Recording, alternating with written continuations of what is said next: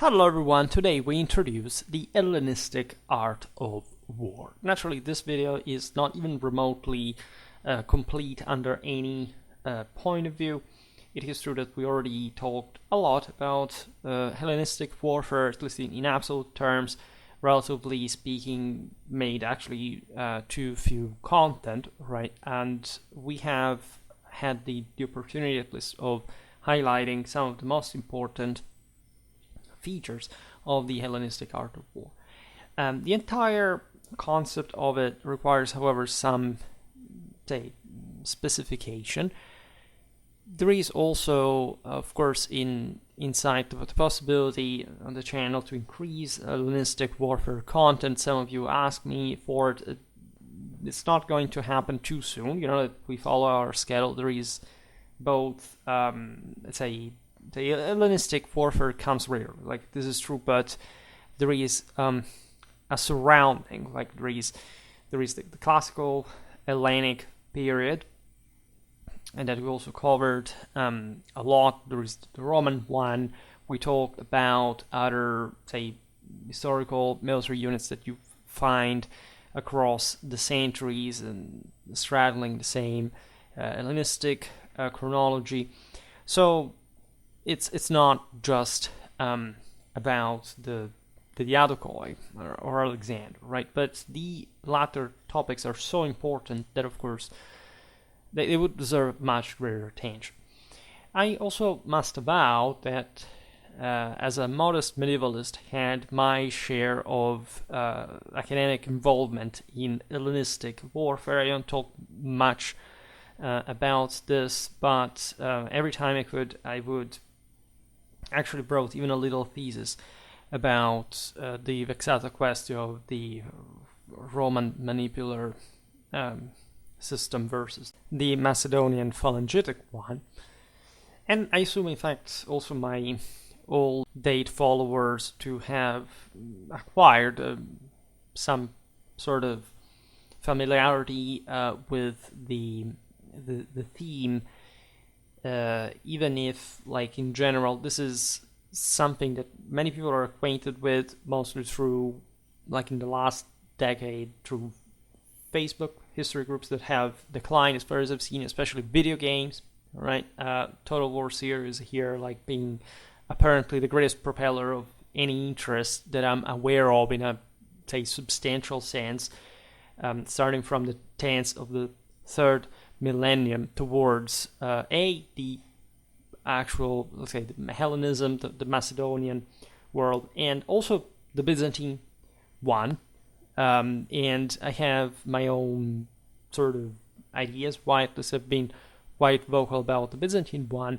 I think instead the Hellenistic is too often reduced. It's definitely a great interest that, again, I have had myself. I have a Hellenistic name myself. My second name is Jewish and my surname is Germanic, so I have some spirituality connected with it, and I could add more, but I'd say I've felt for this topic in general. Like, I love Rome a lot, as you know, but I'd never diminished in this sense the value of the Hellenistic military, the Hellenistic culture, the Hellenistic world.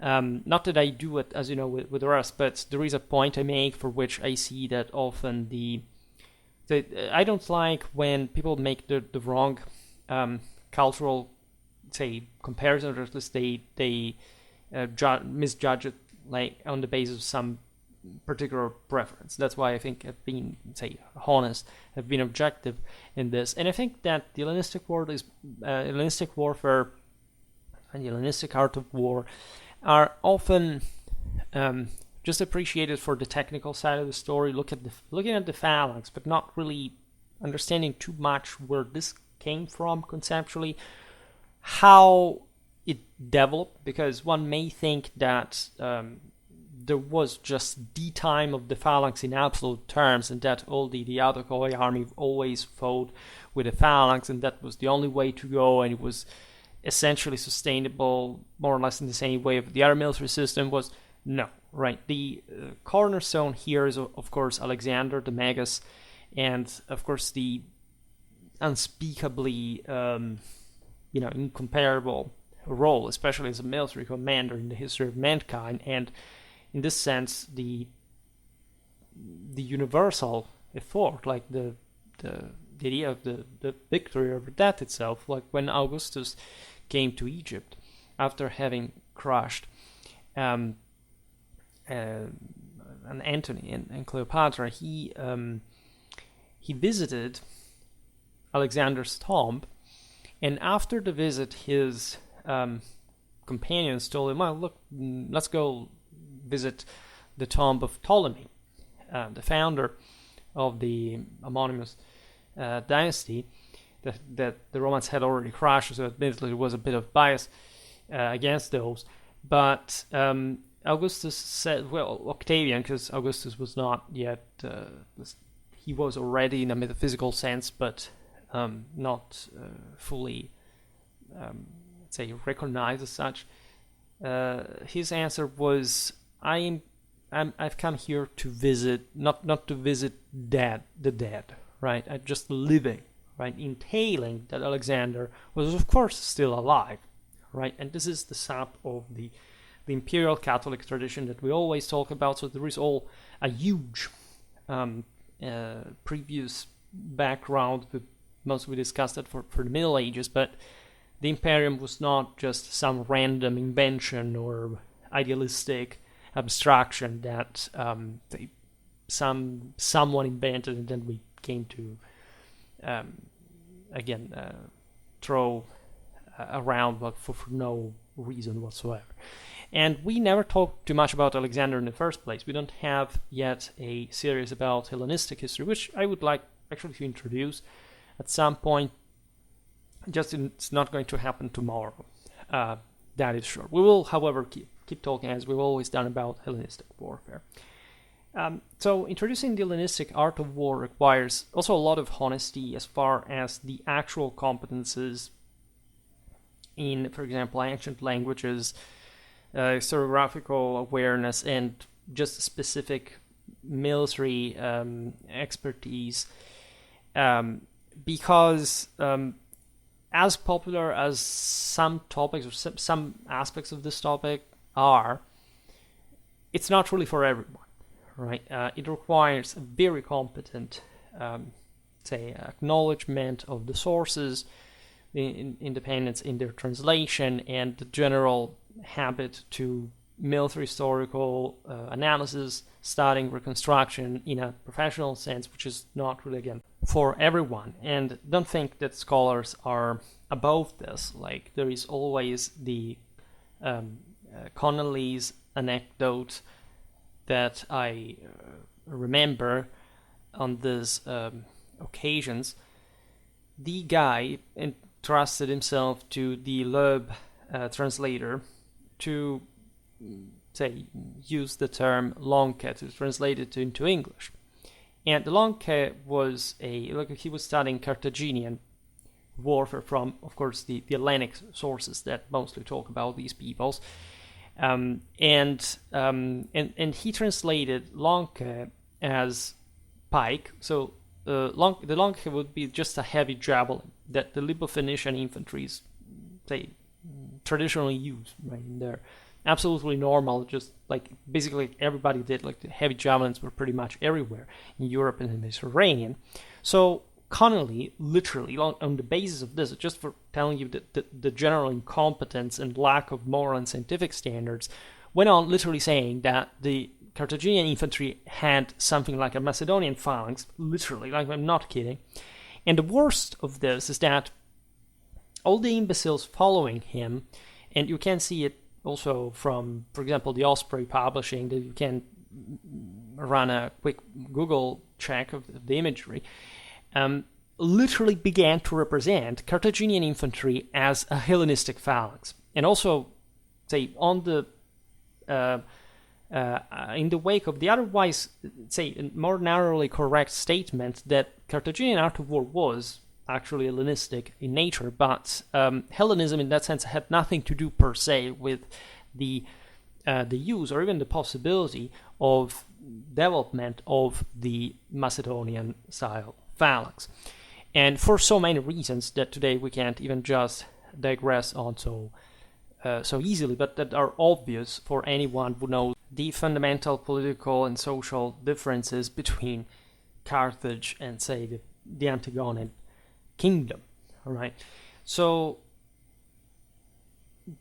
this is just for saying, like, if you have no idea of what you're translating,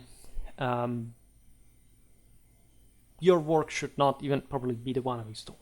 All right, and if you are on the other side and you're just looking at these people doing stuff, like, always wonder whether there is more and better, right? Because there are plenty of good scholars and authors that studied in an incredibly accurate and precise way, like every single terminology. They're not even difficult to find, right? It's much more difficult to work with medieval warfare than, because there, not just because there is much more, but there's been less sort of categorization.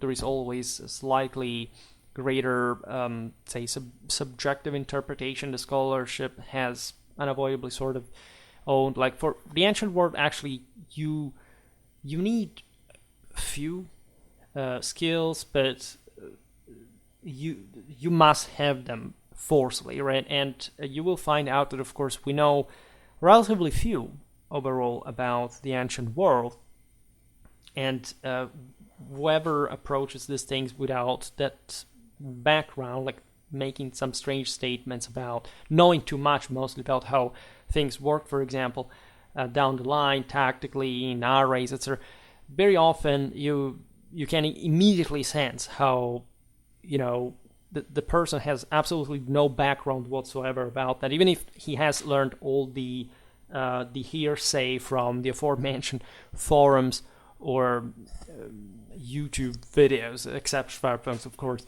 My modesty always shines through. And it's a problem, because the level of the completely undeserved level of self-entitlement that apparently people reach on these topics is hallucinating, and never found it anywhere. Like, the stubbornness, the narrow-mindedness, the plain stupidity, let's be honest, it is directly proportional to the, of course, the complete lack of any trace of education, of actual education, expertise, and bibliographical background and broader cultural literacy by the kind of these subjects. Now, the topic again is incredibly complicated, at least to put in the right frame, coming from those backgrounds. Otherwise, it's also complex to do so in the essentials that I will try to do today.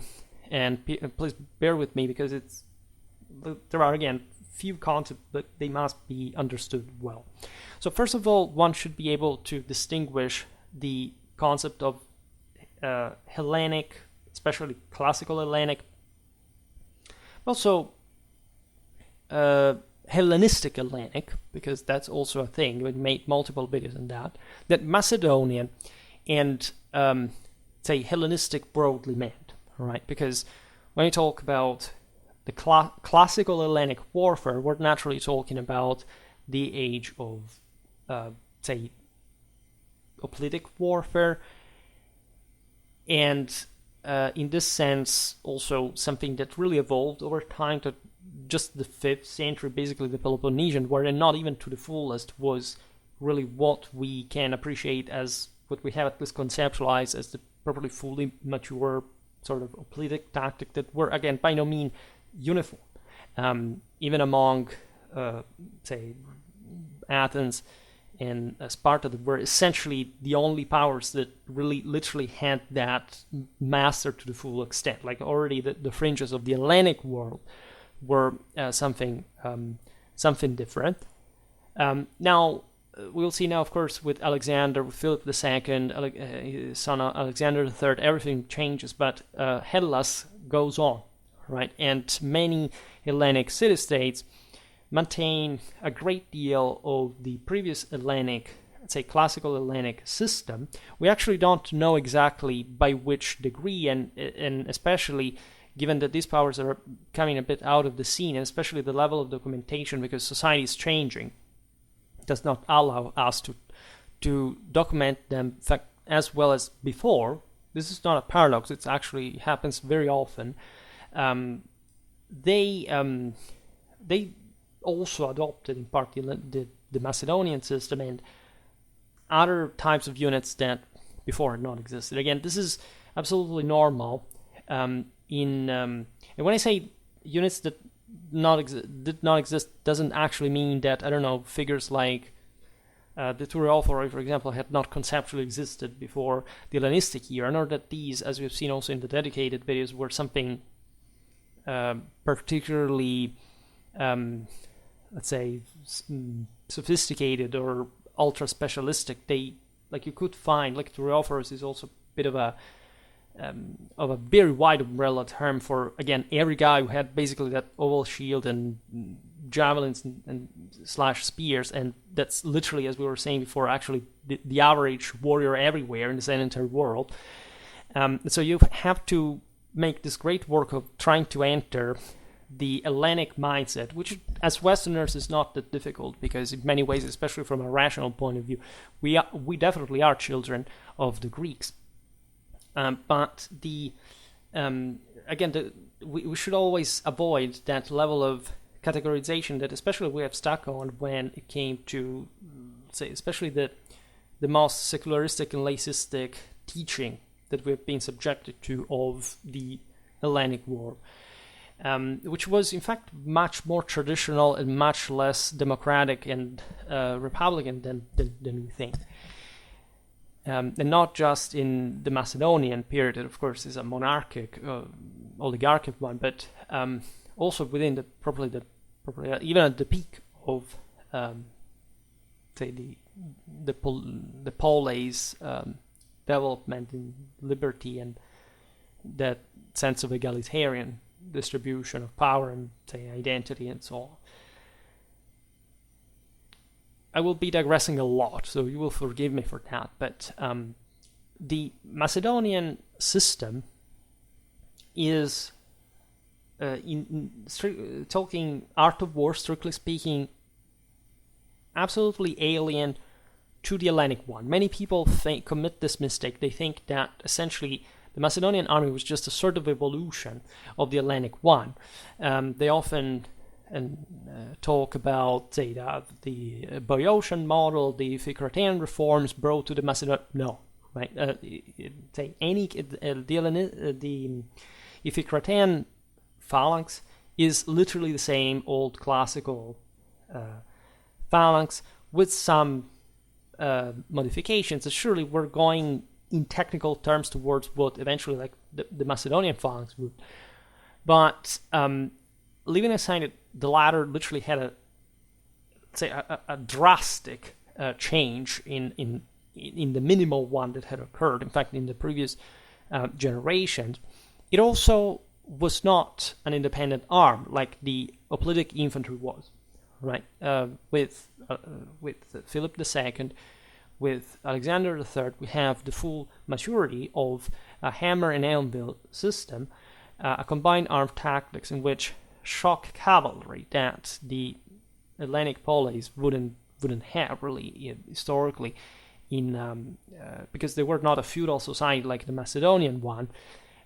Albeit we shouldn't underestimate equestrian warfare also in Hellas for that matter, but they are still very different by scale, of course. Is really another step in the development of the art of war, right? And it has properly nothing to do with anything like the Greeks had ever had before. There's also that aspect that we were saying before, that already the Boeotians, say the Thessalians, etc., were considered barely Greek in that sense of Greekness that in fact we also sort of absorbed from the great Athenian, Spartan cultural, say, production, right, overall, like at least how they were organized and how they describe themselves, right? Then Hellenism, it means something much greater. Like, this is a child born out of the mind of Alexander, in whose head we cannot venture ourselves because it's too vast and we would get lost into.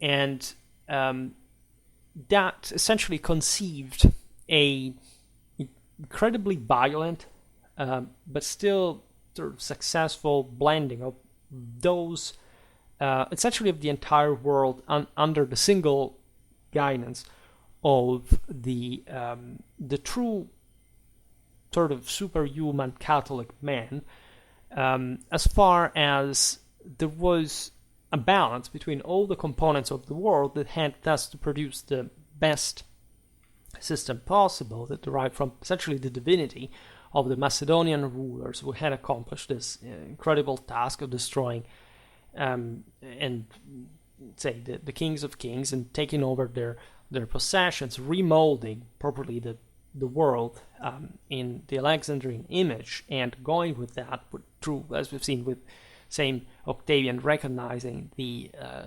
eternity, right? The achieved surpassing of death, right? And the achievement of eternal life, which is something that we should also understand much better in the mind of a Macedonian than the one of a Hellenic, broadly speaking, because of course it's what we were saying before also about the level of documentation.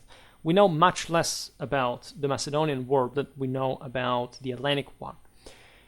The Macedonian takes over the world, as we just said, but it's a bit like I don't know, this happens also often in the Middle Ages, right? But the comparison is not obvious, and I will skip it. But essentially, the Macedonian Pizzatyros was just like Fort Estater, with no literary or civic volition, that would just spend his life as a professional soldier. Right? This is very different from I don't know, an Athenian citizen of the 6th century BC that would go home and between every season there would be some sort of clash of modest proportions, still bloody, still relevant, but most of the time, the rest of the time would be spent by this person in a say, we can anachronistically call a civilian context that allowed him also to reflect on this broader Hellenic achievement. There is actually a warlike origin of the same Hellenic world. I talk about the rise and fall of the Hellenic civilization in that Dorian, right, Indo-European sense, that had been otherwise very warlike, in that the same polis was born out of not a contrast towards the original principle, but at least the capacity, the success of that civilization to give more power to the individual, and in a way that would also check the nobiliar war chariots and war horse, and that were also very, the mounted combat, a common thing, like in a lordly, seigneurial, sort of feudal fashion, until the Persian Wars as well. As you know, most Hellenic polis actually subjected to the Achaemenid Empire, within which Hellas technically had been developing in the last generations, and drawing political, military, and social models from it, pertaining to a broader, universal standard that had existed since ever, right? And also within the Hellenic hoplite there is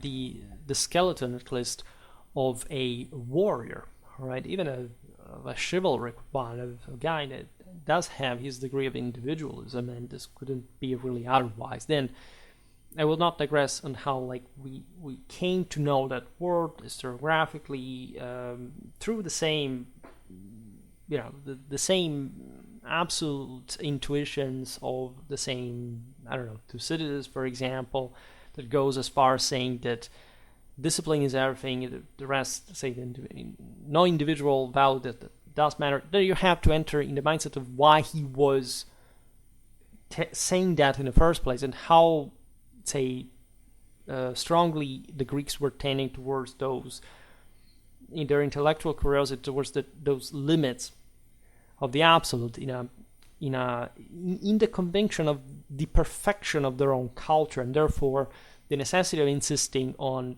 something that was, however, beyond the fall of mankind, even if the Greeks had legitimately felt as having properly seized like the center of the world during the Indo-European migration. So this is a different topic. So the Macedonian system is the one molded properly, the Macedonian military, the Macedonian army, how it had been created by Philip II and developed further by Alexander. The Hellenistic warfare is mostly the idea of being able to combine all elements of the world to provide the finest result in terms of synergy, and therefore of combined arms also on the battlefield. Paradoxically, it would be Hannibal at Cannae that would peak Hellenistic warfare, using literally like every single unit at his disposal in a preconceived plan that bypassed even the dichotomy of hammer and anvil that most armies had relied on to truly reach a level of in the history of warfare that is not technically not even possible to surpass. It's just the achievement ever since like every commander had to measure himself from regarding this capacity of transcending essentially any limit that the situation imposes itself, or you're of course doing the best in order to achieve so, and in relation with the enemy, etc. So it also about Carthaginian tactics. We'll have to look at things much more in detail, because especially Hannibal achievements are in that sense so popularized that you unfortunately come to hear just nonsense about, and also in that case there is something very specific that was going on. So you can have, as we were saying before, exactly about the same Carthaginians, also fully Hellenistic armies, and even diadochoi armies that actually do not use the Macedonian phalanx. The Attalids never did, also because this was such an expensive military system that only a very, very few rulers, not even polities, would be able to field. And this aspect is extremely underrated, right? Even great, powerful dominions like, I don't know, the Ptolemaic one, at a certain point stopped using the phalanx because it's just too expensive that they don't know how to sustain that. The Seleucid Empire keeps making it work, even if the lands ruled by the dynasty are very different from the originally Macedonian ones. The Attalids do not actually have any phalanx of the Macedonian style. They would have had the politic ones that kept existing, of course, within these armies. The Antigonids make the best show of that, right? Any part because, of course, there was the Macedonian matrix there, and not all. Like, it was mostly about being part of Europe in a particular, again, political and social balance that would make that feasible. So we can say that, at least, like, I personally identify the Macedonian phase, like Philip II, as the turning point from which, like, we can speak of Hellenism and of these armies and their tactics stemming from a common foundation of doctrine and experience that can be considered together as a cohesive entity. I do not consider, again, the classical Hellenic system to have ever been like a progenitor of that or something connected with it. If anything, the Hellenistic system managed to combine also the Macedonian and the classical Hellenic even to some degree. but they were within the same system two separated things. And also Iphicrates, and we made videos about his hoplites, has actually nothing to do with that. There was just some inspiration that, of course, the Macedonians drew from certain tactical intuitions, but the system is wholly innovative and original. And it worked really in a different way from the classical hoplitic one, right? So the organizational and tactical theory of the Hellenistic, let's say the Macedonian army better, because that's what we're going to talk about today the most, is documented in several manuals. The oldest surviving one, however, being that written by Asclepiodotus in the 1st century BC.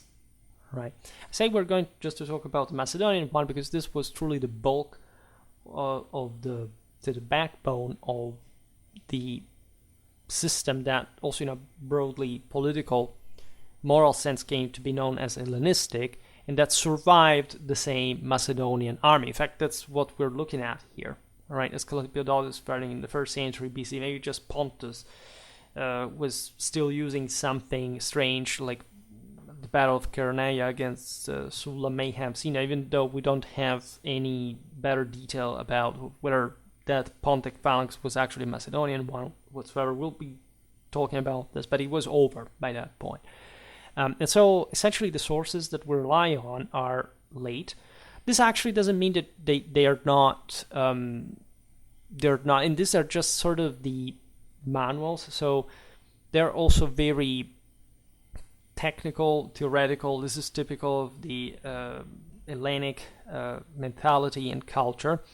Of course, there is also history, so that we can learn a lot from Polybius, that also writes about the Macedonian phalanx in very sort of categorical and in part even in abstract ways. His alleged experience of how Macedonian phalanx worked doesn't seem to actually have to be actually supported by any, like, yes, he had been sent as a cavalry commander, instructor in Egypt. He had a broader knowledge, but it doesn't mean that he actually ever saw, for example, the Roman legion and the Macedonian phalanx in battle. And so he finds a very Greek way of explaining how that worked, that as it's very famous, but doesn't necessarily mean what we can grasp from that very description. Actually, there are beautiful passages from the description of the same battles that are insightful, that tell us something that sort of also shed a bit more light on how the same Polybius was thinking in that way for, and they mentioning better what was known. By the way, the problem of these sources is that we do not know which sources they were using, and we will never know that, right? So it's as sad, as desolating as it sounds, but it's also real. So we get a lot of interesting information, also mixed with the Hellenic classical one from later manuals like Aelian, Arrian. They all have similar information after all. Arrian adds the Imperial Roman material to his account, famously. Now we talk about the Roman battle array against the Alans, famously enough. So the same Romans were living a bit in the wake of that Alexandrian greatness. Great part of the Roman imperial models were, in fact, drafted, especially in the East, on the Hellenistic tradition. This is kind of obvious. These writers here were essentially Greeks within the empire. They wrote in Greek, and they were, in that sense, imitating also previous manuals, previous ways of thinking, styles, etc., that are just that particular perspective, like of reality, that the Greeks had sort of established and sort of preserved, treasured that point. There is something in the Byzantine manuals that survives. We've seen it often in the Strategicon, for example, that is excellent. It's the Strategicon have a battle video incoming from the 6th century that really shows you how that was the peak, like, of Byzantine military quality in relative terms, and you see their Roman practicality mixed with Hellenic intellectual superiority at making really one of the best results in the art of war, right? But of course, these are also other times, and unfortunately, we do not know much about the history, the historiography laying behind them, what these people actually know. There were experiments in Roman times. Nero constituted at some point some Macedonian phalanges from Sparta, right, just to be employed in an eastern campaign, but say that they were just divertissement, we can say. Now, the point being that while the manuals offer a useful outline, their relevance to actual practices is somehow limited. It's not to say that what is said is not useful, but you have, again, to be able to read through it and to understand through military logic what is that these guys were referring to, what is just ideal, what would have been practically applicable. I made a video about, for example, the Dutch drill of the 80 Years' War and the obsession that in the Renaissance existed at that point towards classical authors, and the same Aelian, for example, the Nassaus were fond with of his work, etc., like the Greeks, the Romans, the Carthaginians. But of course, also in that case, it was a specific political, confessional, strategic purpose that came to mold that ideal model that, in fact, had very few to do with both practical warfare and with even actual success in different contexts from that. So, despite the significant development since the Peloponnesian War that had already come to an end, a bit that idealized prototype of classical Hellenic warfare that we came mostly as moderns to theorize, warfare in the Hellenic polis during the 4th century BC, so the same one from which eventually the Macedonians create their own military system, was still largely seasonal, amatorial, and tactically simple, right? Tactics were centered notoriously around the solid phalanx of hoplites, which can refer in this sense to any formation of infantry or entire battle line. The Greeks called phalanx every heavy infantry that they met also in other peoples, right? For them, Celtic infantry was a phalanx, the Roman legion was a phalanx, the Carthaginian infantrymen were a phalanx, right? Because it literally means just heavy. It means etymologically like tree log. It's the idea of steamrolling something in that fashion. And there is nothing specific about those peoples, of course, having anything to do and having ever had anything to do with a political warfare. I made a pretty hefty video explaining how the Romans, the Etruscans, literally never had ever any trace or form of Hellenic classical phalanx style, right? Or any phalanx for that matter, because eventually the phalanx in that sense is something truly peculiar to the Greeks, in this sense to, say, also the Macedonian tradition. And other peoples wouldn't be able, as we've seen, not even the other Khoi powers were able to replicate the phalanx, albeit there was also a matter of consideration of costs, right? That is still also the reason why this system remained rigidly, totally, categorically, not more or less, confined exclusively within that tradition. And no other people ever had it at any level, right, whatsoever, not even an embryo one. Because it literally contains a concept that other peoples did not need to use to fight, right? And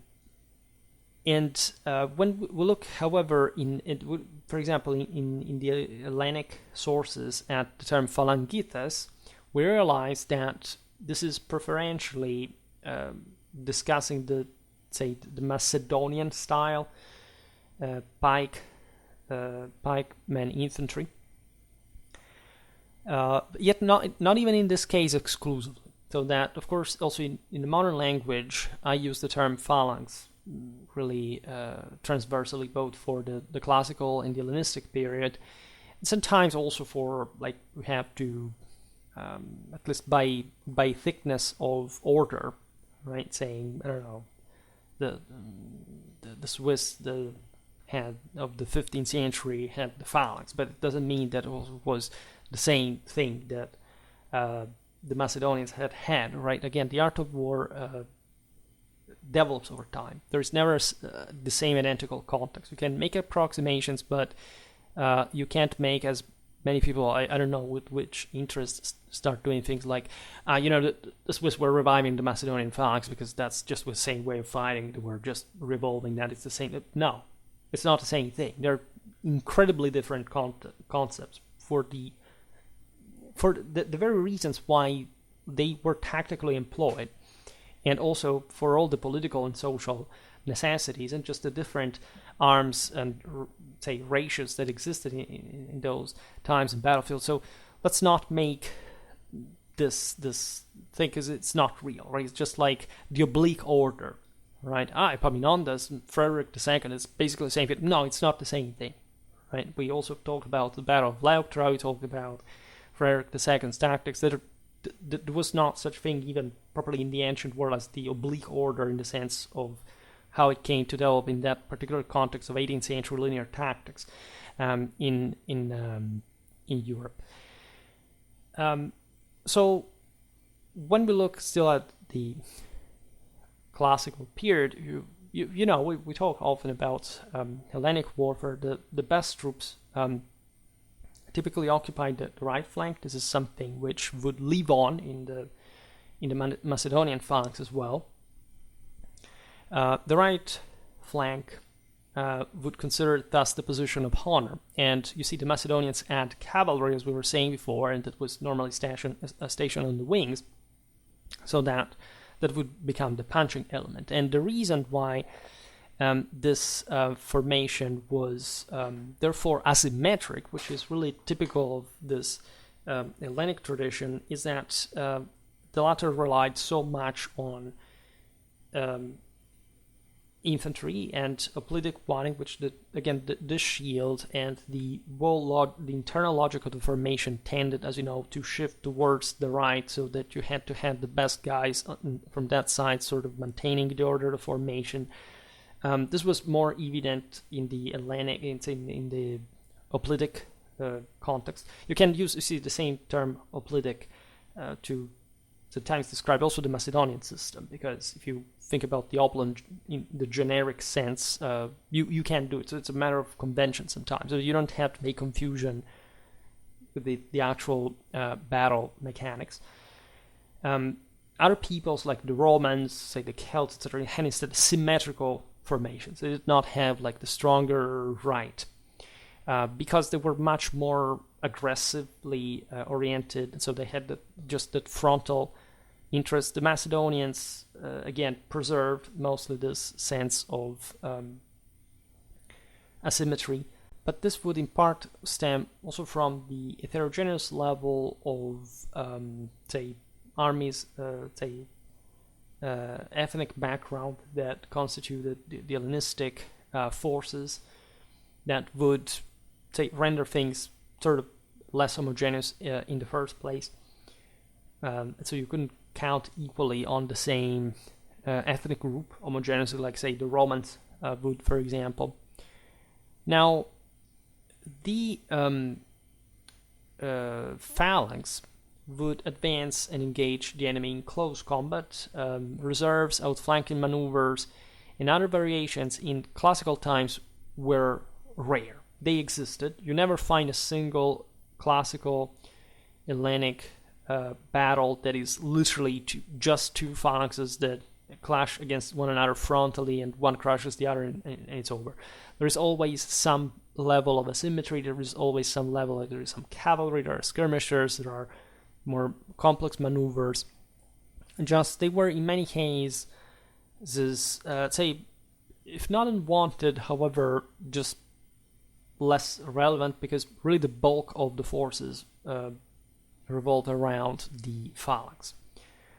The Boeotians, because of their demographic strength and sort of more rural background, so tougher farmers, had long favored deep phalanxes and had developed, as we've seen at Leuctra, an attack tactic involving echelon formations led by a deep mass of hoplites on the left wing, aimed at essentially beating in time, like the better, say the more the better arrayed, but in this sense more say the better arrayed troops that, however, took more time to do so.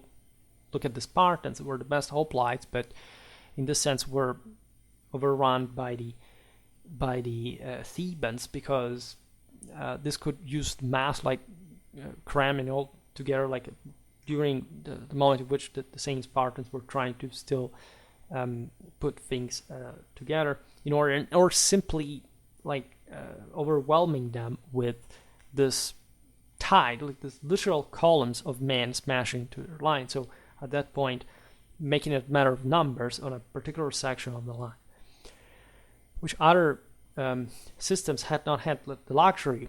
And the more than else, the moral force of having, at least for, you have to consider what was politically at stake, otherwise you can't understand why they would develop that system and the others wouldn't. It's not that there is a people who's stupid and the other is not.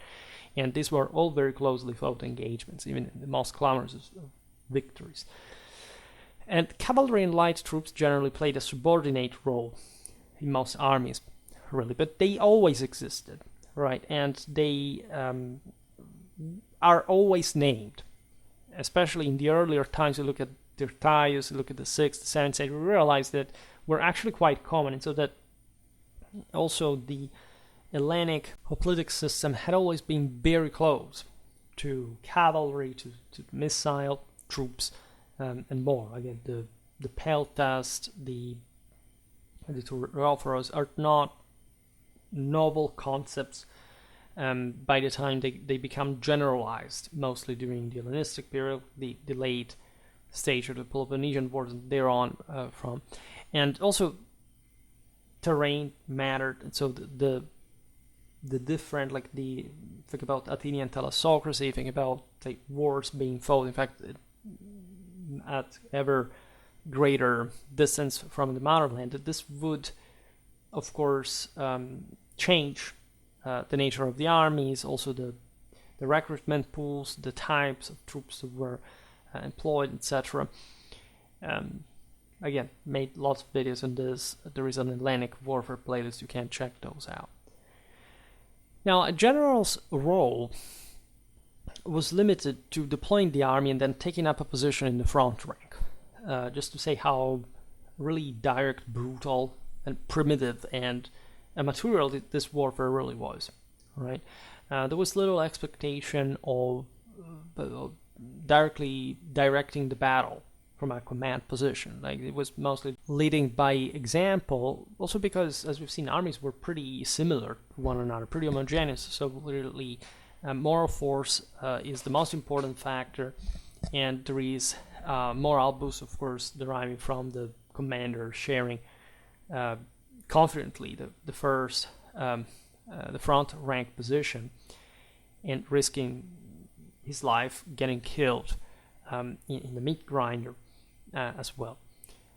This video, again, is not to talk about hoplitic warfare and all its implications. We'll have to make lots of other videos on it, but just to give an idea. The 3rd century BC Achaean general Aratos of Sicyon would go even further, drawing up the army's formation and then retreating to a safe distance to await the outcome of the battle, which seems perfectly fine, except of course it isn't, because militarily speaking you have to consider that political and moral drive. And in fact, this approach was ridiculed, of course, at the time, And throughout the period that we're looking at, it was generally expected that a general would participate in the fighting in person, which could happen sometimes also episodically, like just showing up during the engagement at a critical moment. The commanders had really that hell of a responsibility. And think about the Battle of Heraclea, the first one between the Romans and Pyrrhus, where the latter was thought at some point to be dead, and he had just to take off. Like it's like a bit like William the Conqueror at Hastings. There were some roles the commander had that also went beyond, of course, the physical presence in just only that part of the army, that formation. But just think about how much Alexander would expose himself, and that was part of his deal, right? That primigenial divine force, like risking everything and winning everything in the process with, great risk, great reward. Now, again, it's a mistake to think that Philip II of Macedon developed his tactics from the Boeotian model. All right. Again, there was surely an inspiration. He knew Iphicrates. There was all a closeness between Boeotia and Macedon. The latter, just for broader historical, political, strategic reasons, was rising in importance. But in fact, there is really a different background here. The deep phalanx is, of course, a similar aspect between the two models, but there is also, in fact, sort of enhanced level of, say, anvil function compared to cavalry. Like Philip and his son Alexander employed this echelon advance with one wing refused that had already been seen, but that was part again of a bigger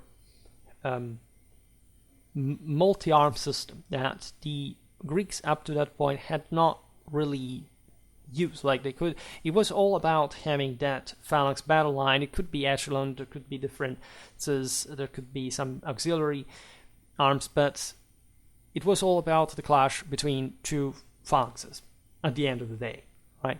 The Macedonians create something else, the hammer and the anvil.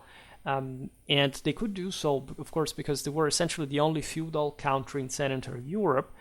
They had an incredibly traumatically, shockingly violent oligarchy that was obsessed exclusively with war. That was the only raison d'etre for anyone partaking it. That had much the sort of brutal, primitive, bloodthirsty background and in Catholic universal imperial excitement in their blood, and their entire deal was about winning the world. And Philip and his son would prove this at Chaeronea, where the Macedonian ruler further developed his tactic by feigning a withdrawal by one wing. Right. If you look also at the Battle of the Orchomenus, you realize that the Macedonian phalanx would simply, invert the direction of march. Of course, there was the counter march, all this stuff, but it was often a more flexible system that is more often than not credited for. And we'll not talk about this, at least in this video. Cavalry was, as we've seen, the other vital element, right? It was used by the Macedonians to deliver a decisive charge at a weak point in the enemy line, which also, was a novelty mostly in the Hellenic context, because frontal clashes against phalanxes were pretty dangerous for cavalry. So there were other ways, of course, of outflanking the enemy, etc. But consider that, of course, Alexander would fight, for example, against the Persians that did not have that way of war. Actually, their finest infantry were Hellenic hoplite mercenaries. And by the way, the Macedonian phalanx was never used in a mercenary, say, function, right? The only exception that confirmed the rules in the entirety of Hellenistic warfare is before Raphia, and still that is connected with the availability of military colonists at the local level, and the fact that, yes, the phalanx could be, as also Pyrrhus and others would prove, like be interspersed with other units, but in that case was also added to other to the other phalanx line and other heavy infantry units.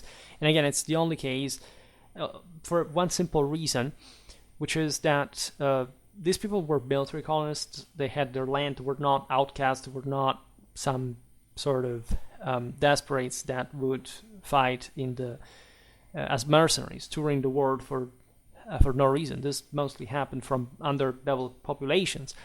They had a place where to stay, and especially the phalanx, in order to be effective, had to be levied in the tens of thousands, right? You couldn't, and it would have not made sense at that point, like even to field something smaller. It would have not been worth the pain, and you would have lost the advantage of the formation that offered you this wall, like for a very lengthy extension that basically was never broken frontally, right? Even the famous episode of Pydna, where the Romans managed sort of to use smaller units to penetrate, in fact, the gaps of the Macedonian line, has nothing to do with the normal gaps existing in any army between the various subunits. It has to do with the fact that, I mean, the source is quite explicit there.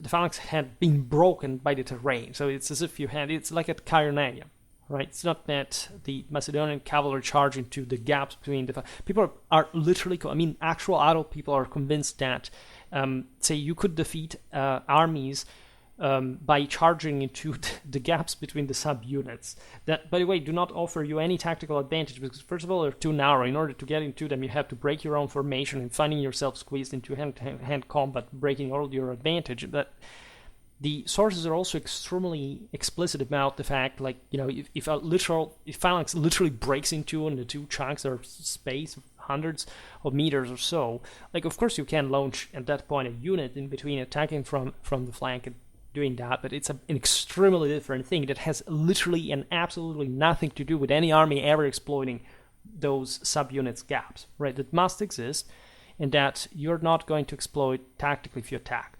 That would be an incredibly stupid thing to do, by the way.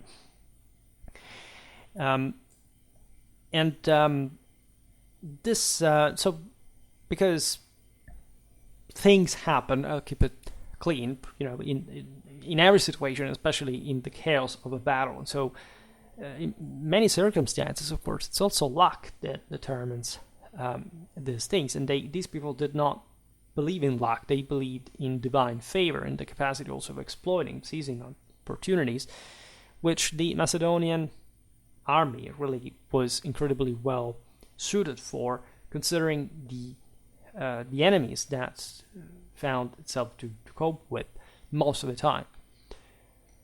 And essentially until the Romans, that also had a very balanced sort of outcome. If you look at the engagement, there are just basically 7 battles, and it's like almost a draw, right? And there are mostly moral reasons why the Romans prevail, not because there is necessarily a better or worse technique. And still, in spite of the specificity of the phalanx for how it's arrayed, indeed, this is still another heavy infantry like any other. Like, there wasn't any other way to take on the Macedonian phalanx but attacking it frontally, right? Unless you sucked so much that at that point you wouldn't even give battle, you know. And that's a universal strategical principle. Like, but of course, there was no other way to fight against these guys but attacking them. And also, they would suffer their losses in the process. So it was not much about the length of the Saracite. It wasn't even that much. It was just 4 or 5 meters long, not even the 8 meters. There was all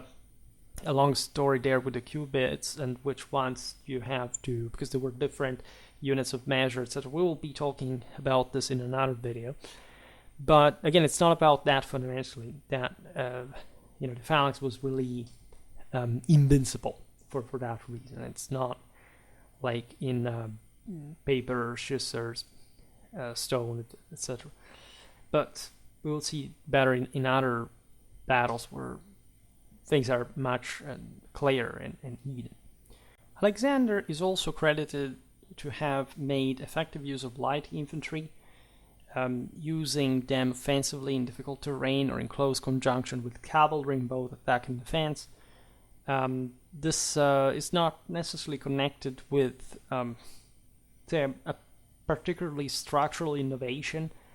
The Macedonians had been using the say lighter infantries of the Balkan hinterland from quite a while. They had pretty good ones as well. Think about the Iranians, the Thracians, and the Macedonian expansionism would naturally bring to incorporate these auxiliary forces from the outskirts to fight naturally in the tougher terrains that were also less suited for the phalanx, but were also in the sense less relevant, because if you need to fight into a forest or in the mountains, because you can't descend into the plain to face this monstrous Macedonian phalanx, and therefore that essentially political, moral, strategic weakness declared, and that's also tactical. We've seen how, say, the Illyrians fought, for example. Why,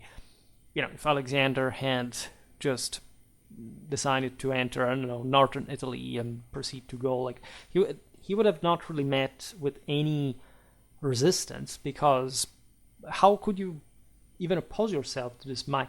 The most important thing about this is to realize, again, the moral forces that the Macedons at this point were displaying. Alexander is literally God on earth, and in that frangent, like, the phalanx is just the materialization of that. And so what other people that has, say, a tribal structure can even think to resist this when the Macedons have made their mind about conquering you, all right? That's ask even the Persians, that had actually a very advanced military system that is often sort of the Achaemenids lost against the Greeks because it's all a matter of technology or the heavier. Actually, the Hellenic military system was inferior to the Achaemenid one, right? You can have inferior military systems defeating others depending on the theater from the Persian hinterland, but do not think that even Alexander was simply meant to defeat the Achaemenid army, right? It was a hell of a power to be reckoned with, and the odds were pretty balanced, as warfare things mostly are, right? Especially at those great levels. Alexander also introduced the second infantry line to deal with breakthroughs or outflanking moves by a mobile enemy. This all had to do with, naturally, the needs of flexibility on all the possible terrains that I think no people at this point had continuously the same army ever fought on. Differently, right? Alexander arrives literally until the Indus, and all the theaters that he found himself to fight in, of course, required him to adapt, like a very heavily drilled, and professionally organized and enormously experienced force, like to be arranged, like in the most different ways.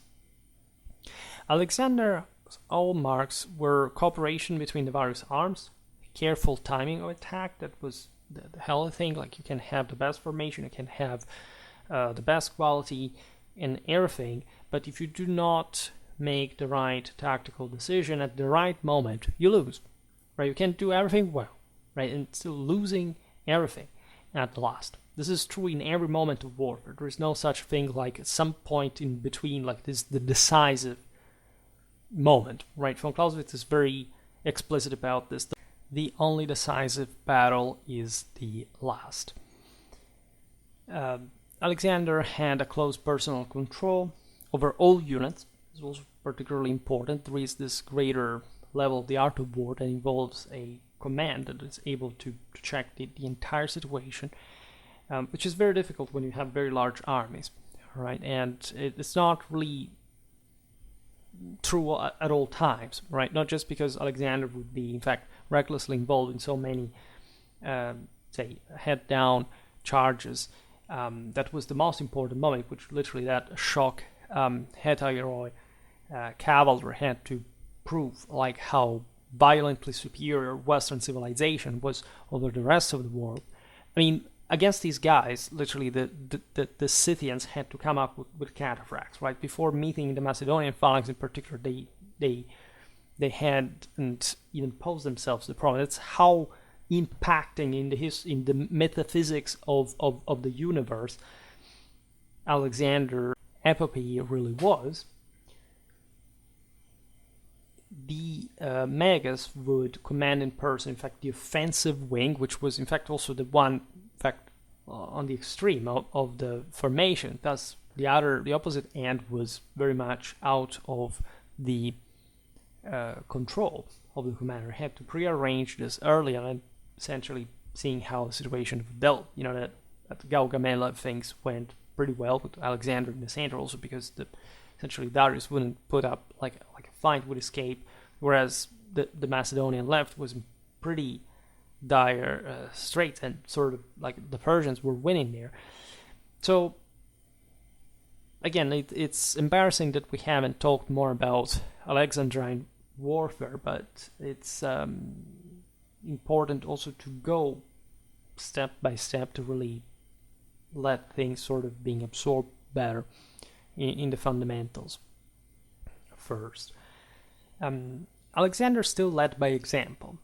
You know, there was something, again, very feudally aristocratic about this, something very heroic and even individualistic in the way he would hold the entire system, right? Alexander was a shockingly violent person. Like, we don't even understand how much this is. I deeply understand his point. I think there's something, like, I don't claim to have any particular affinity with Alexander, but I think I kind of get the type of person, at least, that was very similar to me. And I understand how, at a certain level, this could be declined at the military level in turn. And this figure was everything. Like, he would have not been considered, in fact, the Magus. Anyway, and this is beautiful. I mean, what is objectively more beautiful in a metaphysical sense than personally leading the decisive heavy cavalry charge, right? And the many later generals followed suit, of course. Philip and Alexander were also innovators in their emphasis on a vigorous pursuit of a defeated army. This is also what the Hellenic warfare had substantially lacked, right? The Macedons had the mounted forces capable of carrying out this pursuit, not just the heavies that were exhausted after the charge and combat, etc., but lighter that were available in greater numbers than the Hellenic polis would, right? They didn't accept for many reasons. And this allowed, of course, to crush definitively, especially in Greece, where that warfare was, where do you even escape? Like, it's not even a terrain where you can flee in so many directions, etc. So there was something very punitive, bloodthirsty, and definitive about what the Macedons saw, of course, their own molding of the universe throughout the literal blood explosion in the Seine. And for them, it was so vital, so existential, so essential. Nothing else would make sense. And strategically speaking, this was perfect, really. Together with this enormous energy, divine spring, that allowed the Macedons to wage war throughout the year without pause, neither stopping for winter nor harvest, which is, think about it, insane. It's almost predating Napoleonic time. And after Alexander's Diadochois, probably the generation of the first successors. However, and this is also extremely telling, both, say, Macedonian and, more broadly speaking, Hellenistic warfare tended to become a seasonal affair once more, right?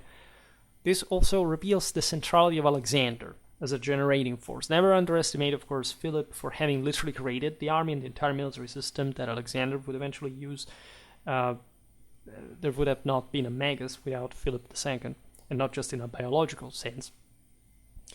And also the history of the war would have been completely different. Also because it was Philip that actually, hadn't he been assassinated, would have actually invaded the Achaemenid Empire. Just think about the impact in every single human being before and after this, in an absolute sense, regarding like the model of a youthful general that dies unconquered, so young, right, and immediately almost disappearing out of into another dimension, not actually dying, as opposed to like an old man that had been carefully planned like all his life this enterprise, and eventually probably succeeding as well.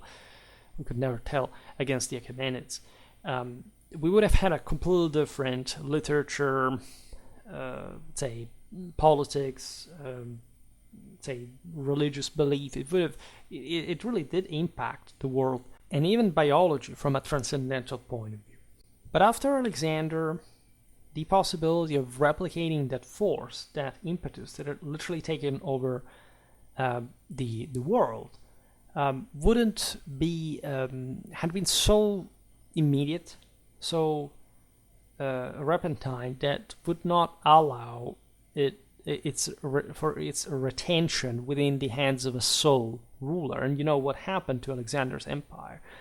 They were incredibly powerful, Diadochoi, also as far as their personal qualities of command, their military curricula were concerned. But the military system that was preserved, as we will see now, was not able to be replicated with that primitive force after that. The phalanx had sort of to rest. There had to be enormous resources to be collected before any of these chunks could be able just to employ it so regularly again.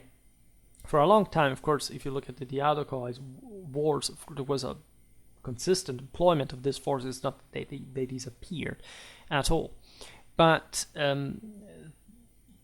as we've seen before, there would be a decline, fundamentally. And the Diadochoi, educated in Alexander's school, continued to employ his tactics until fundamentally the second, for sure, perhaps the 1st century BC. When you look at their tactics, you realize that it was still common to launch a strong attack with one wing while refusing the other. It was obviously modeled after Alexander, because there was no other way to go. Like, even as a ruler politically, if you didn't do what Alexander did, you were disqualified, and for obvious reasons. And this strategy was evident at Paraitakene, for example, where both sides attacked with their right wings and refused their left. Of course, there was a distinct symmetry also when these guys were fighting with one another. The Battle of Paraitakene was fought in 317 BC between the Antigonids and Eumenes' royalist faction. Essentially, the latter plus the eastern satraps won. This was Paraitakene is a place near modern Isfahan in Persia, like in Iran. And again, think even the spaces where this phalanx had been projected in, as we've seen, at the limits of the steppes, to the Indus. And again, also in the West, they would have not really met anyone stopping them realistically. Rome was, at this point, or say barely coming up with the completion of manipulator tactics, and still not in an uncertain way, but in a way that was quite new and with relatively few resources to cope with at least the Macedons. In contrast, when you look at other battles like Gabiene, Gaza, the two strong wings engaged each other directly. It happened as well, right? And there were also political reasons for this, right? It's a bit like in the Wars of the Roses. You just want to get it over with by killing the other opponent and not stopping like that particular personal issue that had started the war. But this really depends on really also any other circumstance that you can imagine. Against Craterus in 321 BC, Eumenes launched a double envelopment attack, interestingly enough, so using both wings to encircle his opponent's weak center, which was, say, sort of the only reason why he could do that, because otherwise, like, it would have been too many resources to be spent. Like, there is a problem with units, which sort of video gaming, which most people are acquainted with, does not really show you too much, is that you need them to have a particular level of training to even perform certain maneuvers. Like, it's not like in Total War where you tell a unit what to do and they will always do it, will always maintain formation, whatever. No, right? And the internal balance and the same this emphasis on maneuver and the capacity of the Macedons to, as we've seen, outflank the enemy, of course, was say channeled in that privileged wing usually. In this case, it wasn't, because again it was feasible, but also because there was an advantage there. We'll cover all these battles. Sometimes we know that few, by the way. There is not, aside from better documented ones, like much to grasp in, if not like in a just general and comparative sense. The outcome of the battle in the Macedonian system depended essentially on which side could gain a decisive victory on the wings, regardless of what happened to the phalanxes, which doesn't have to make you think that phalanxes weren't really doing anything, or that, as somebody came up with, thinking that actually, the clashes between phalanxes was bloodless, or, particularly like they were just poking each other with the sarissai. They sometimes refer to battles even as, raffia, or, saying, oh, look, they just, died in a few thousands. Well, a few tens of thousands, that's actually also pretty high level of casualties, considering that the majority of the battle ones would derive from the collapse of the army and the pursuit that followed. That, of course, is the single most largest bath of blood in the whole thing. And this means actually that the phalanges killed each other very, very much, and that they were designed to do so specifically. It's obvious, however, that the most dynamic encounter would happen on the wings, and so that things would sort of entangle more quickly there. But the phalanx was more important in the broader balance of forces, right? You could have not even enact those maneuvers if you hadn't had a large enough front held by the heavy infantry that still was the decisive army. Again, in as much as it allowed cavalry to operate in that final sort of blow deliverance. There is also, of course, the main problem with the phalanx, that since this tactic is conceived to make infantry and cavalry act synergically, once the enemy cavalry is out of the way, the phalanx is vulnerable. And so basically, as soon as the wing breaks and the enemy outflanks you, the phalanx collapses, because it does not have, as an entire line, the capacity to simply hold, like to disengage itself from the enemy front. Actually, there are episodes like at Magnesia, for example, where you realize that the phalanx was particularly flexible. They could form square, they could rearrange the entire array by putting the baggage in the center and holding on to the last.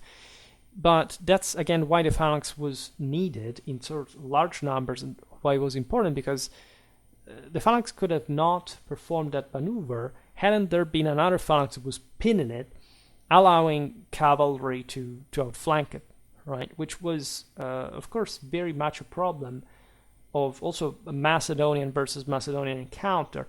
With the Romans, it was different. With any enemy that had essentially a difficulty to break you frontally, this was an actual issue. But it's also important, of course, to observe that the major affair, was settled by the outflanking. Hence, cavalry was that crucial, as we've seen as well. The Diadochoi's main innovation was perhaps the use of elephants to open up the battle line along its entire length. It's not even just a huge innovation conceptually. Like this did not alter phalangitic warfare. But Hellenism broadly meant the enormous resources opened by and rendered available by Alexander's conquest had allowed for these different other units to be thrown into melee, right? Elephants literally having the purpose of smashing into the enemy lines, disordering them as much as possible, right? The Hellenistic mindset makes a bit with level of Hellenic theoricism and even technologism to some degree. We're very much the children of the Greeks as far as that specific aspect is also concerned. It is a bit typical, right? It would become almost a trope, like the idea of the Oriental tyrant that would throw, like, this is what the Greeks believed about the Persians, and this is eventually what the Romans would thought about the Hellenists.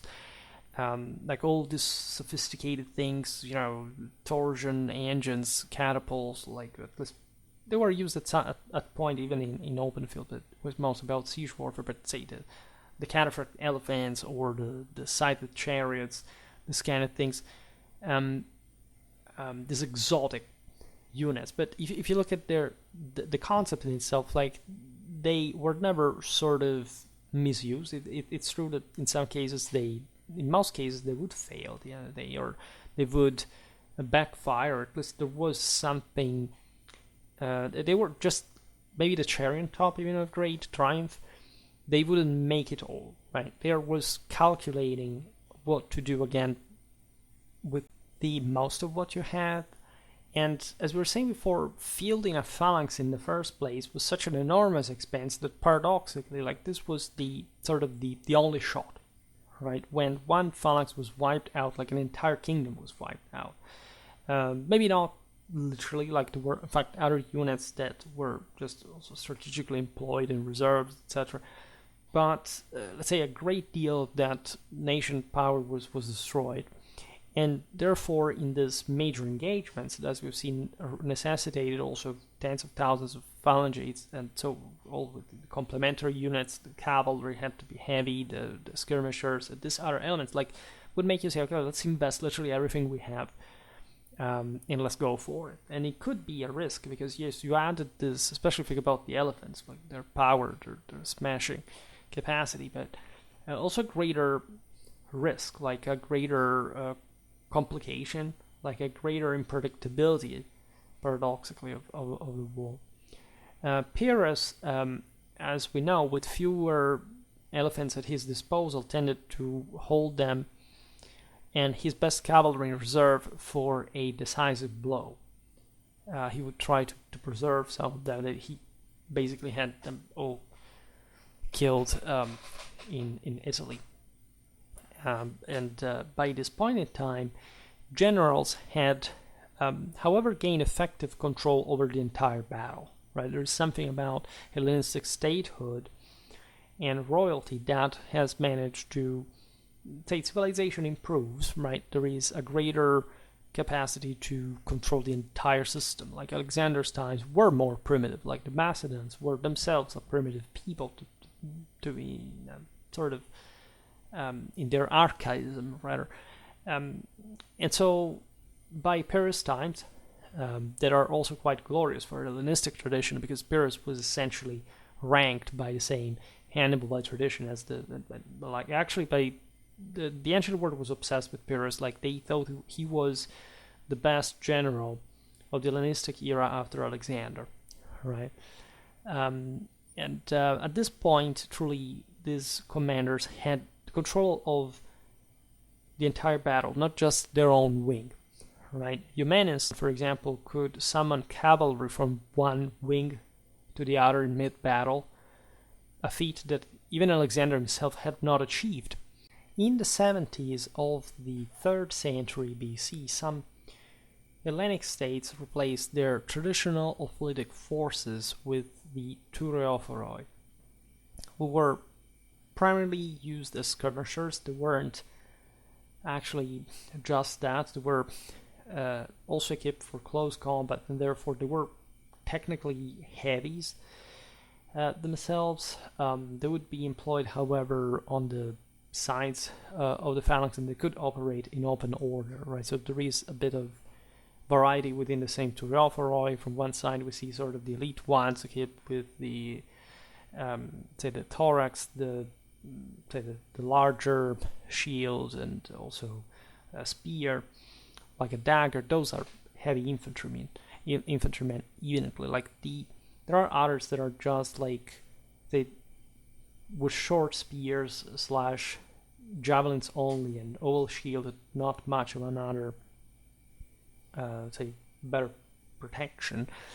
And those are, you see, borderline other troops, and conceptually we can't today analyze all the various Hellenistic unit types. We'll do it in other videos.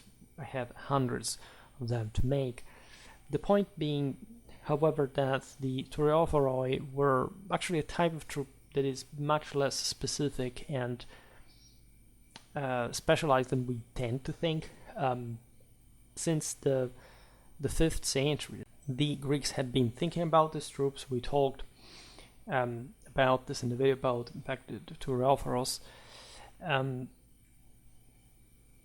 so many people fought with them. The reason why the 70s of the 3rd century BC is due to the Celtic invasion of Greece and the Oscan mercenaries in Pyrrhus' army that come back from Italy and are spent. In fact, like, we look at the Tureos, which in Greek has to do with the idea that this is large as a door, and that actually referred to this Celto and or Italic type of shields, that were in fact that big compared, would actually be smaller in Greece, right? There would be these oval shields, but usually less convex, because the troops using it were not so individualistic warriors like, I don't know, the Celts or the Italics, but more adapted to skirmishing.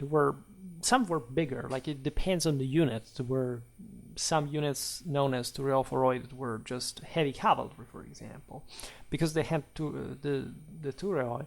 And it should be pointed out that in Hellenic culture, normally unit types were known with the names of the shield, differently, say, from the Romans that called them the name of weapons. The Macedons actually bring a bit more forward this concept that there are some, I don't know, Sarysophoroi also on horseback, for example. The long Kophoroi, as we were saying for it, but this doesn't mean that these were specific type of units in function. There were just certain troops that were called like that because the reason why that type of weapon or other part of the panoply would be considered as identifying them was maybe just subjective, depending on the on the rider, and they could be employed in different ways. They could even change weapons, etc.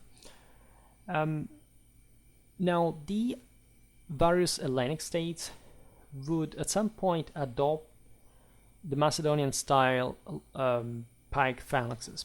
Not all of them, right? For example, it seems that Athens wouldn't. Sparta was actually very successful at it, and it's very interesting because they managed essentially to create, even though there were a polis, like a substantial phalanx, even though Spartan power wouldn't really be much at this point in history, especially starting from the 3rd century. And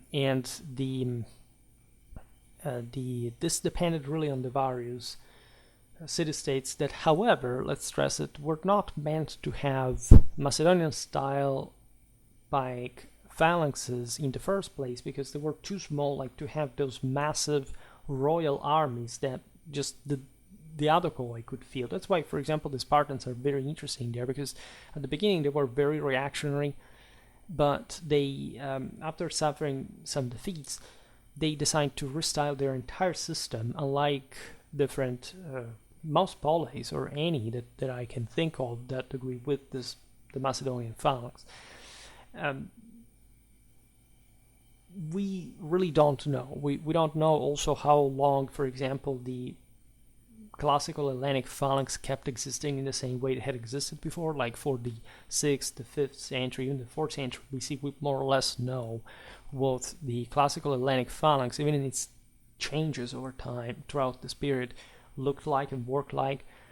But until the Roman conquest, it's not really clear what these hoplites were anymore, because the society of the polis had changed, had become more aristocratic, had been also more influenced by the Macedons in that oligarchic direction, and therefore there is not anymore the average sort of citizen hoplite that goes at war with the arms and armor provided by his land ownership, fundamentally.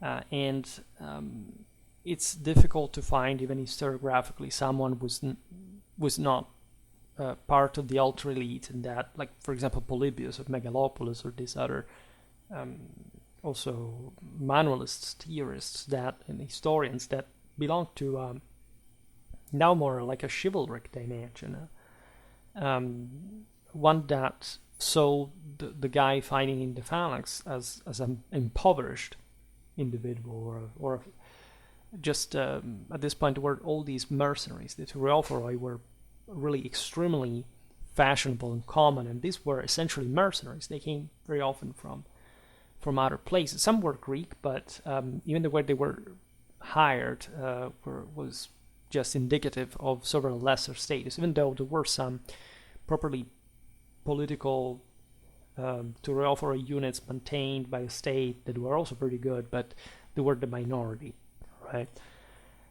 So it's obvious that the Macedonian hegemony would bring to a great influence in the tactics and strategies of the Hellenic polis.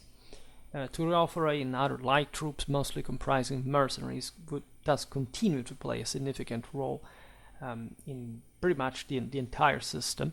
This was obvious just for the Adochoi's militaries. We know it pretty well. There were essentially these military colonists that were the superior race that had conquered of the Macedons. Right, Macedon was like an ethnonym indicating the phalanx, even in those cases in which these communities were intermarrying with the locals. And we talked about the Syrians, the Mesopotamians, the Persians, for example. The Seleucid army was just like the idea of a case, right? That still descended from the ancient rulers that had also gravitated the local women and sort of spread their progeny into say maintaining the Macedonian quality concentrated in these cores that had all a great sense of themselves and so on. And they constituted a bit the bulk of the state because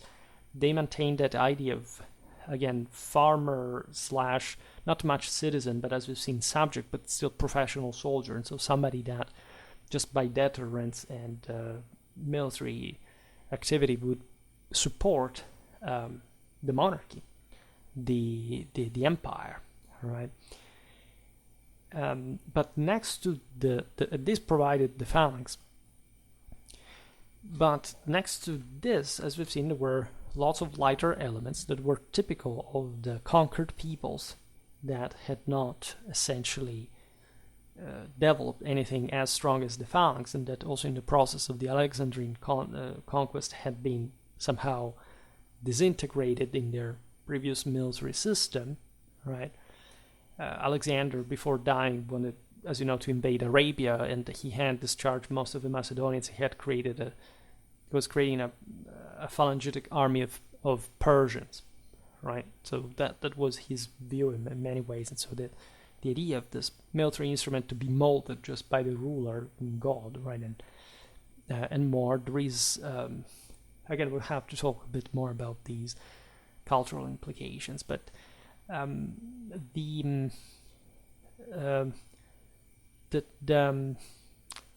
it's a complex war. The Adokoi's armies would not all develop in the same ways, as we'll see now.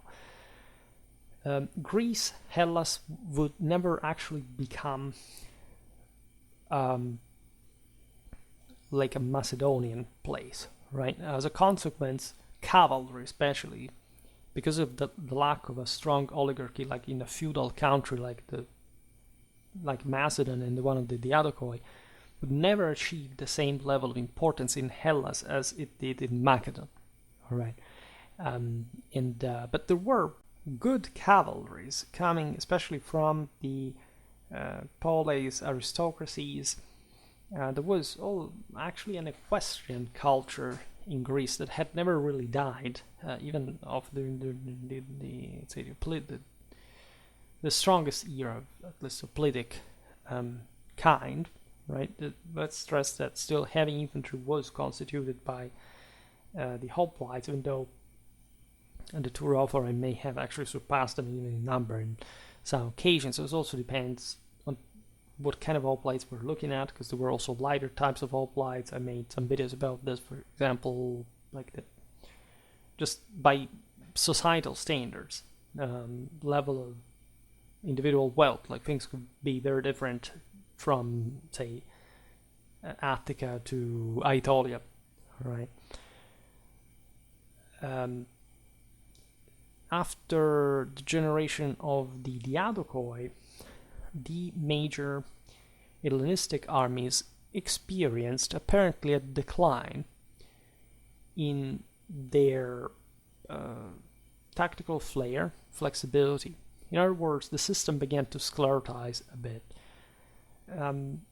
In reality, it also began to fall a bit apart. Like in the first generations, of course, the phalanx was more vivid, but at the same time it was sort of extremely expensive to even summon it in the first place. When it happened, like all the stakes of the state were in the fight that would have to conclude in this major pitch showdown in open field with another phalanx,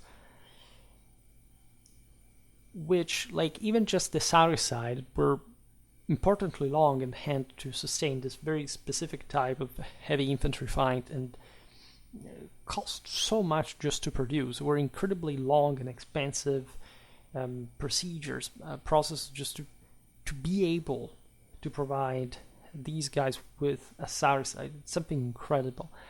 And so an incredibly expensive military system. It was also very effective, though, because otherwise they would have not employed it in the first place. Indeed, the phalanx gave you a bit like the certainty that at least frontally nobody could challenge you. And if, especially like most of these Hellenistic armies wars presented you with a chance, it was about crushing say native peoples that of course did not have a phalanx on their own, so they could harass yours, but always withdrawing fundamentally in front of it or melting away whenever they tried to stand their ground against it. And that's why the Adokoi say states, the successor states, really lasted so long. in perspective.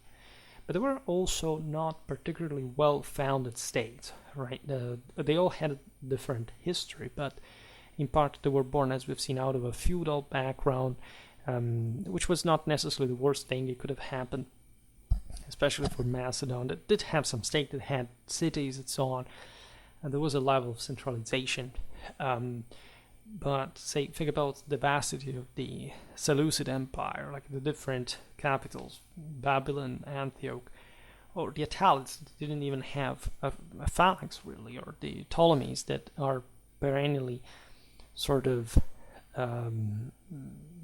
vexated by internal strifes, and at a certain point bail out of the idea of maintaining a phalanx. They have some military colonists, they have the Makimoi native troops, but at a certain point the state cannot sustain this enormous expense anymore. You can still fight, as we were saying before, with other forces that can also successfully take on enemy phalanxes, at least in the broader way that this forces fight, right? And it's interesting to because they're mixed forces, right? So it's interesting to see how think about the perennially going on Syrian wars, right?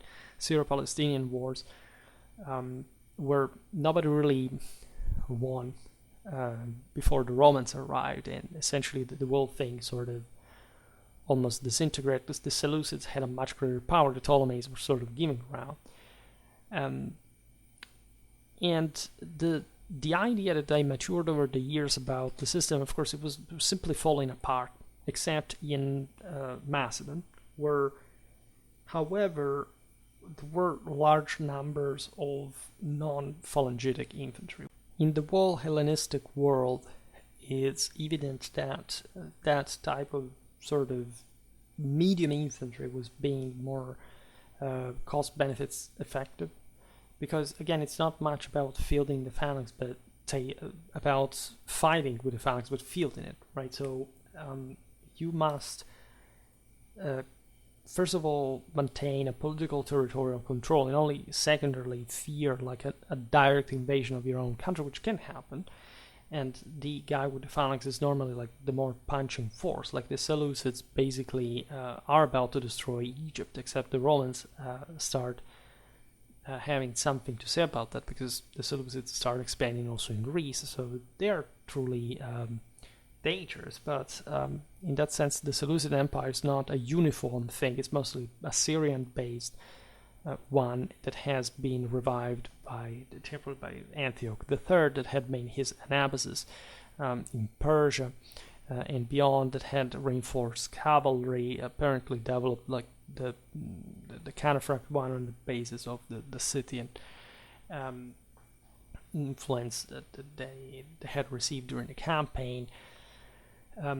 But the Romans win at Magnesia, first at Thermopylae, then at Magnesia, and as we know, things go essentially downhill for Syria. That is the only power that could really pose a threat in that reviving sense, consider that Rome had already destroyed Macedon, albeit not completely. That was very timely for the Romans, because if the Macedons had not actually sided with them against the Seleucids, Rome would have had a lot of troubles, like even just defeating them. So you see how it's not really just a matter of tactics, it's really about the broader picture.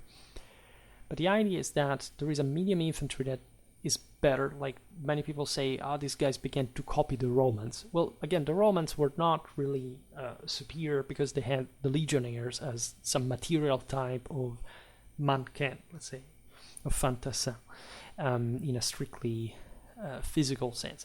They were morally superior in so many ways, just given their warlike background, the way they had structured their own political system, what they thought of themselves, how they had come like about in the history of say the Indo-European Evangelion and all this. So I made other videos to explain it. What the Romans were fighting like is they were fighting with the type of soldier that was pretty much the same conceptually to, again, we've seen the average of the ancient world, sedentary speaking, except now he was, of course, also a professional soldier, retaining that degree of individualism that was contrary to what Thucydides said before, actually the actual mix, virtus plus discipline, making the wall, but really being very obvious as a type of equipment. The same can be said for the type of troops that, of course, the Hellenistic troops began to use. Think about the Torakitai. So they're sort of like cuirassiers in the sense of like the princeps model, like with the Lorica Amata, right? But it's really what a typical warrior would have been, sort of also in the Celtic world, that was typical in the sense of the elite there that cannot afford a state, a professional army, but the feudal elite, the proto-feudal elite has that. So there is nothing really about the Hellenists copying Rome. Of course, Rome was rising with that model, was very effective, and so it's possible, of course, that the Romans had an important level of catalyst function in that development, but it was a development inherent to the collapse of these states, the erosion of it, the fact that the age of the phalanx was over, that nobody had the strength anymore to simply sustain it and to do it successfully, to have the capacities to be able to wield it again, right? When we look at the standards of the ancient world, the level of generalship among the Diadochoi was not really poor, like also in the following generations. However, after Alexander, that was the greatest general in history, and a generation of capable commanders would have learned from him, mere competence was bound to be a disappointment, right? That's the point, right? Alexander had been too great, and these other rulers had to confront with a legacy that was sort of bigger than theirs, and that was sort of mirroring with that division still, but like the incapacity at this point to recover the entire empire, like nobody would make an attempt anymore. Just again, maybe Antioch III having that similar ambition, like Pyrrhus had in store exactly that plan. And we're slightly before that. But then, by the time of the Roman conquest, how can the Antigone really think to simply like take over again the entire empire of Alexander, or the Ptolemies, or even the Seleucids? When you think about the wallness of it, right? It's impossible. Like the system had fallen apart. There is Bactria in the east. There is really all a level of fragmentation that highlights how humanity has further fallen, and that model, that Hellenistic, that Macedonian model, is not functional anymore. There are fresher powers that are contending the control of this world system and that are learning fast, right? And Rome is the top one that changes the entire game, also because Rome is destined to conquer the world, and with a much more compact sort of really steamrolling and compacting like cohesion than whatever Alexandrine legacy had been in a statal sense, for example, or in a political sense, say narrowly meant socially, and also in that homogeneity, right? There is much about Alexander's legacy that is extremely complicated to handle, and Alexander himself was not living in order to think about the legacy, right, in a pre-planned, scheduled fashion. That is the actual point.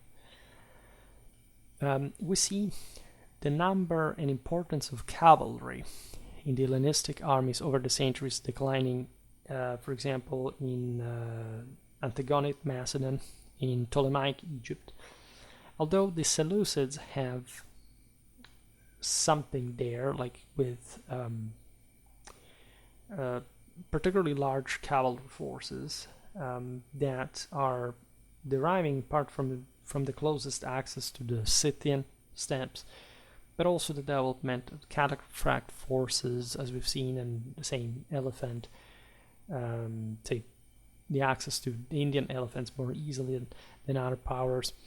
This has to do with that, but the Seleucid Empire would never actually achieve the same Alexander's dream or a full merging of all the various cultures that they were ruling. Again, they were mostly like a Syrian, Macedonian empire based in Syria, regionally speaking, and Mesopotamia, essentially threatening all the surroundings and into subjection, and receiving these auxiliary forces that, however, for example, at the Battle of Magnesia wouldn't be good for much. So there was even there, with an incredibly capable leader like Antiochus III and this very sound, structured, and sort of also splendid, wonderful, majestic bases, the lack of a true gluing force, gluing capacity, a single motivation for all the forces involved.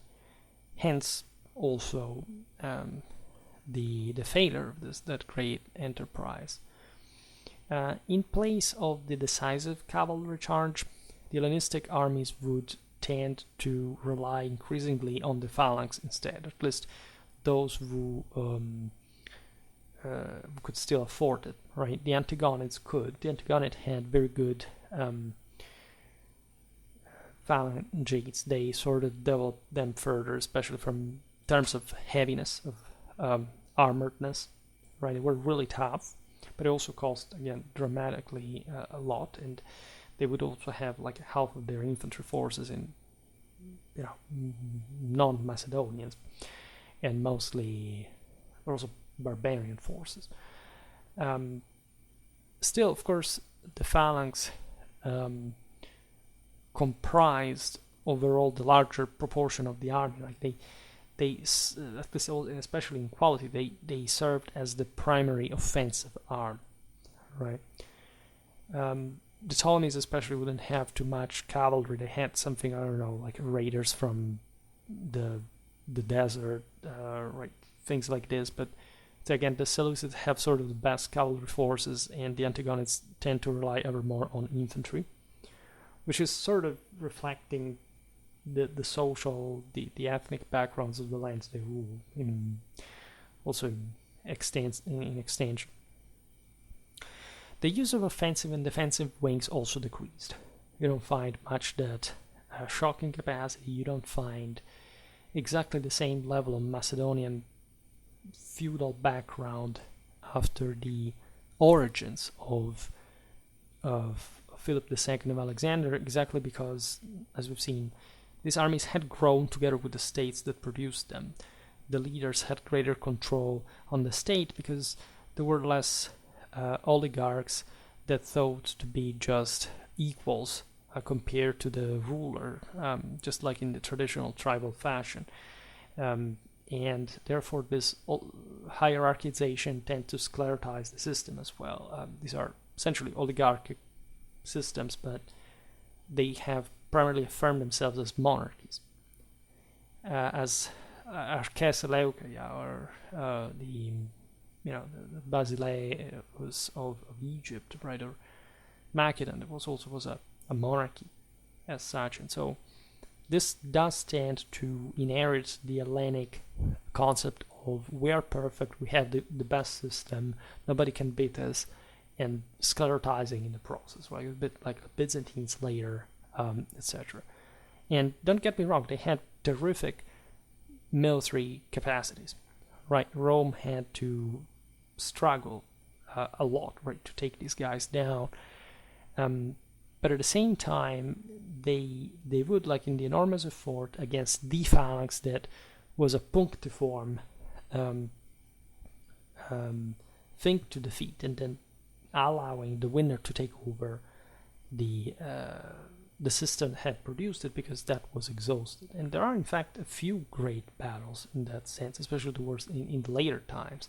Right, one thing is when Alexander's empire is falling apart, there are all these various fresh chunks of the same army active, also biologically. Another thing is just being the separate political territorial realities that are gradually relying mostly on that regional context and therefore with limited resources. I mean, Alexander had conquered an enormity of wealth, except the Romans at the time of Octavian's victory over Antony really have in monarchic hands by that point, like a much larger wealth than Alexander had, right? Except at the beginning, of course, the Romans had to win against the entire system, so actually they proved to be more politically united, more ethnically compact, and more militarily effective also as a consequence. In a sense, battles became not necessarily more attritional because we do not see even again an increase in the deployment of the phalanx, but in this sense, depending on the different enemies, you would have, as we've seen, just like the necessity of a core of infantry that you couldn't frontally break, and then most dealing with on the flanks and like in a more surgical fashion, just opening the way. Think about the Battle of Kynoskephali on tougher grounds. This is typical of the Antigone of later period, like carrying out like sort of the messier job with this other units. So mostly not pointing anymore to that great capacity of maneuvering. And this definitely speaks of the exhaustion of the system. There is no real reason but in part the limitation to at least fewer oligarchs that control everything. And yes, they may field still pretty good elite cavalry, but not with the same collective ethos and numbers that they had before, and just based on dynamism and on aggression and speed and properly gamble, right? The taking that chance, like they were pretty well established powers. Nobody was really threatening to dislodge them in the first place. I mean, Rome was ultimately the only common denominator here, but aside from, say, one another, they were pretty, say, stable in their own abodes, mostly just, as we've seen, essentially Asia Minor, Macedon, Syria, Mesopotamia, and Egypt. Yes, they would try to take out one another. That was always on the horizon, but it was never as dynamic as in the clashes between the Diadochoi after Alexander's death. They had sort of settled down, they had sort of gentrified to an extent. Reserves were still but rarely employed. Antiochus III made an innovative use of them at Apollonia, but it's really a rare exception. And again, we will see in detail all these battles. The single deployments are sometimes very, say, they're always different. Like, you don't find ever a battle that is like another. There is not, even within this Macedonian system and bases, like the same proportions of, say, numerically between the phalanx and an infantry or cavalry, and there is always something different. There is always something really contingental that makes it different. Also different enemies, different terrain, different battlefields, etc. Antigonus doesn't plan carefully an assault at Sellasia.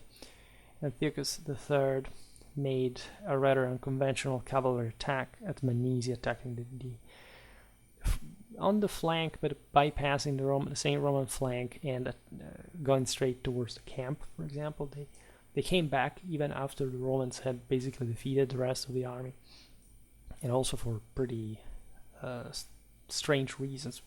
Apparently, according to the battle accounts, Livy, fundamentally the phalanx had closed in square, was shattered by the elephants that were enclosed within it, and otherwise being successful, that we see actually lots of very interesting things happening. And sometimes we don't know whether they were true or not, right? Because we have just one source, maybe. But we see some capacity of adaptation, of innovation. Like these military systems were still top-notch, were still elite. For example, Eumenes of Pergamon's decisive deployment of light troops in the same Magnesia to counter the Seleucid chariots, that sort of began to run amok, and they destroyed their own cavalry, demonstrate that later Hellenistic generals could still produce effective surprises, that there was a military talent to be spent. For example, we mentioned it before, particularly by Philip V of Macedon, the use of light troops on forced marches and in rough terrain. It was very well developed, because the Balkan hinterland sort of obliged a power like the Antigonid one to take measures in that sense, and they didn't have, say, Hellenistic rulers to fight. They lived into a urbanized context. There was an order, and their armies would reflect a bit the various influences, endogenous and exogenous alike. Philip V was renowned for his swift offensives, thanks to these qualities, often catching his enemies off guard outside the traditional campaigning season as well, which means that, of course, in spite of the changes occurring, there was a lot of ingenuity, which was one of the most typically Hellenistic traits in all this. There was all again a civilizational accomplishment. The Hellenistic capitals, some were actually just polis, like big Rhodes, for example, or Corinth, Syracuse. Like those were true, were not reigns, right? Regional dominions, even when they say like they had a considerable power. But think about Alexander, think about Pergamon, right? The same Pella, the same Antioch really mean a lot in many ways. And again, this was, we shouldn't look at it just from a military point of view. This was a civilization that was sort of entering a crisis. There is no doubt about this. A crisis that could have been surpassed even through the affirmation of their power in a word or another. Rome had a completely different system, an extra gear, extending citizenship to those who really were willing to fight and die for Rome. So a completely different idea from the Greeks. There are all the famous discourse of Amphipolis. The idea that the Greek rulers themselves said we must extend the citizenship to allow others entering the army. The Greeks instead would remain always sort of xenophobic to the point of not even accepting the fact that they had been conquered by the Romans as a consequence, and of not wanting to extend the capacity of their own military power to grow on the same Hellenistic basis. So that's also very, maybe in that sense, Alexander's most precious legacy had gone unnoticed, had gone wasted, right? But it's also true again that Alexander was living a completely different dimension, and the world too had changed that much in a truly metaphysical way. Rome was now the new rising star, and I will not talk about the maniple versus the phalanx and all this stuff, because it's not even about that. I made a video about that, and you will find it in the list of videos fixed the top down the comment section. What to say? Clumsy introduction, perhaps a little bit. There is something here and there that really, it's a long video, but we skipped so many things, like in order to at least stick to the essentials of what we can, in a sense, enucleate as such. It's never easy, like, to condensate this incredibly and already too dense military history into so few. Like, it's not. But looking at every single step of the way, that you can appreciate truly what was going on and why we can appreciate this period and this art of war in such an extraordinary way. Because the Hellenistic military system was extraordinary. Like, the Hellenistic system, as we've seen, goes beyond the same Macedonian one. It truly finds so much syncresis in so many cultures and so many countries with different outcomes, as far as India and Carthage and also Rome, in a sense, takes over this largely Hellenistic war that will, say, in the East, still preserve itself in some distinctive fashion that would help also with the Romano-Italic combination, like making the especially the eastern part going on, surviving steadily compared to the West, because but much later, like in the history of the empire, it's difficult to remain insensitive to these compenetrations, to these connections that are at times very difficult to make, but I think are the beauty of history in the non-obvious way. What else could we add? Well, I don't really know, like too much probably. As I said at the beginning of the video, there is really something we already did, like we should do more about Hellenistic warfare, but we're still at the very beginning, right? Let's looking at let's look here the playlist of Hellenistic warfare. It's mostly always most of what I've done only Hellenistic warfare. I don't understand whether it's me searching or like the results already there. Somebody has been searching. Alright, we didn't do too much actually. Well, I made 28 videos so far, and yeah, we made too few about